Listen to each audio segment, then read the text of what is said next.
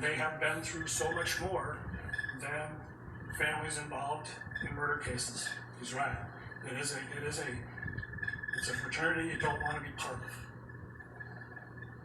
But they've been through so much more because of the pandemic and because of security. Sorry, everyone. Just I accidentally pressed the button. Through a lot. At a time should have picked pause. Like everybody does for loss of someone, they are going through so much more. And I want to thank them, all of them, the family. The court saw testimony from Florence Floyd, Courtney Ross. These are people who are trying to deal with their loss, but they have to do it in a very public way and under very trying circumstances through no fault of their own. So I thank them. They have all been models of grace and understanding. And it's really remarkable, quite frankly. I'll, I think, come back to them again in a little bit. Your Honor, we have submitted a sentencing brief. I would incorporate that. I guess I would incorporate my comments today into that memo. But I do think there are things that I want to bring out today in my arguments. For hundreds of years, the court had discretion in sentencing. It was the trial court's decision on what a sentence should be. The recognition that the trial court sat through the trial, watched the evidence, saw how it affected people, informed the court's discretion. And the legislature passed the guidelines in a legitimate attempt to try and even out sentences. They defined certain presumptive sentences, as we all know, for typical crimes. For each crime, the typical crime. But they did not remove discretion for sentencing judges.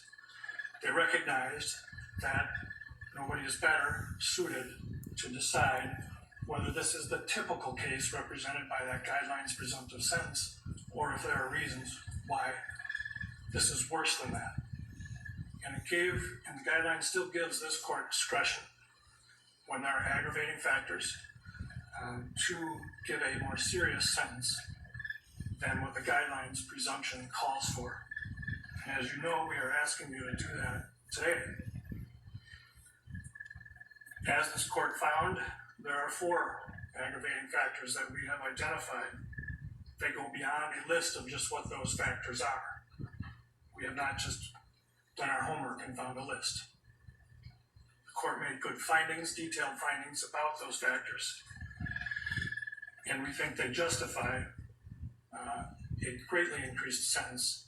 This is not the typical second-degree unintentional murder. The Supreme Court in our state has said that, and very recently, even one aggravating factor is sufficient to go twice the top of the range. Here we have 4. The first one that the court found is an abusive position of trust and authority. And the court specifically found that when Mr. Chauvin was acting as a police officer, he had a position of trust and authority. That is certainly true. Yeah. We trust police officers. We trust them when we need help. Yeah, I don't really... Sometimes I don't trust police officers because of the color of my skin. As you know, my color of skin is brown. Right? We trust them. We also give them great authority. We give them great power. We give them power to use force that individuals would be prosecuted. George Floyd has a relationship with Courtney Ross because she's white. Black and white can be together. And with great power, of course, comes great responsibility. So they're not since before it was the segregation back in the 60s. Or 30s. All of that through the trial. 50s. Yeah, 50s. Mr. Chauvin and the other 3 officers. Since before the civil rights of Dr. Martin Luther King. The proportional use of force. The force used has to be warranted by the threat. They're given training on de-escalation because we recognize that police officers are called in when people are not having their best day, when people might be affected by mental illness, drug abuse, any number of issues. They're just having a bad day, and they're trained for that, and should be. And they're taught how to use that to de-escalate and control a situation. They're taught medical intervention. They're taught to provide medical attention to people who need it. Being a police officer is a difficult job. We ask a lot of them. It's a profession, there's no doubt about it. But we give them a substantial amount of training, and most officers do it right. This case wasn't about police officers, all police officers. It wasn't about policing. This case was about Derek Chauvin disregarding all that training he received and assaulting Mr. Floyd until he suffocated to death. He did. One of the things that you heard, Your Honor, and the jurors heard. I can't record it too much. Have to pause for a while until the sentence is over, everyone. In your custody. I am here to speak Well, guys, on behalf of my entire that's his family. mother. On November 25th, 2020, not only did Derek's life change forever, but so did mine and my family's. Derek devoted 19 years of his life to the Minneapolis Police Department. It has been difficult for me to hear and read what the media, public, and prosecution team believe Derek to be an aggressive, heartless, and uncaring person. I can tell you that is far from the truth. My son's identity has also been reduced Cannot to believe that it. as a racist.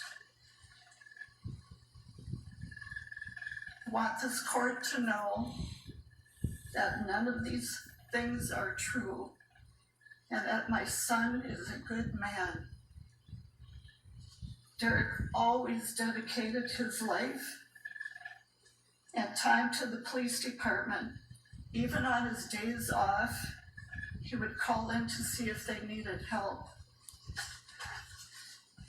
Derek is a quiet, thoughtful, honorable, and selfless man. He has a big heart, and he always has put others before his own. The public will never know the loving and caring man he is, that his family does. Even though I have not spoken publicly, I have always supported him 100% and always will. Derek has played over and over in his head the events of that day. I've seen the toll it has taken on him. Caroline I Palenti. believe a lengthy sentence will not serve Derek well. Sorry about your When son. he sentences my son, he will also be sentencing me.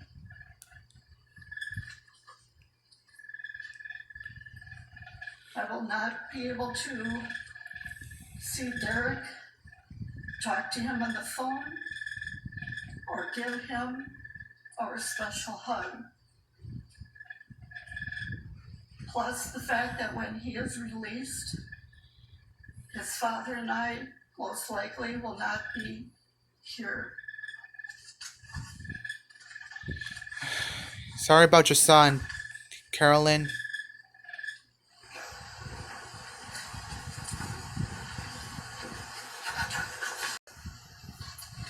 My happiest moment is when I gave birth to you. And my second is when I was honored to pin your police badge on you. I remember you whispering to me, "Don't stick me with it." Derek, I want you to know I have always believed in your innocence, and I will never waver from that. I have read numerous letters from people around the world that also believe in your innocence.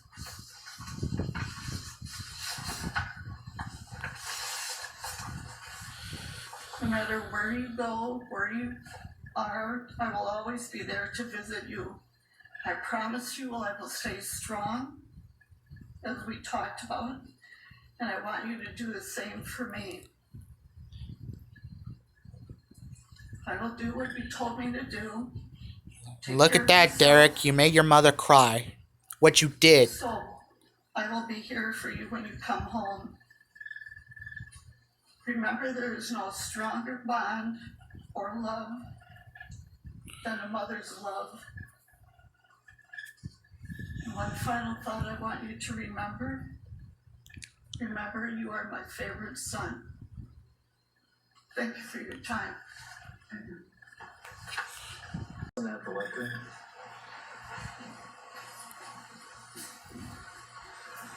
Things he wants to say.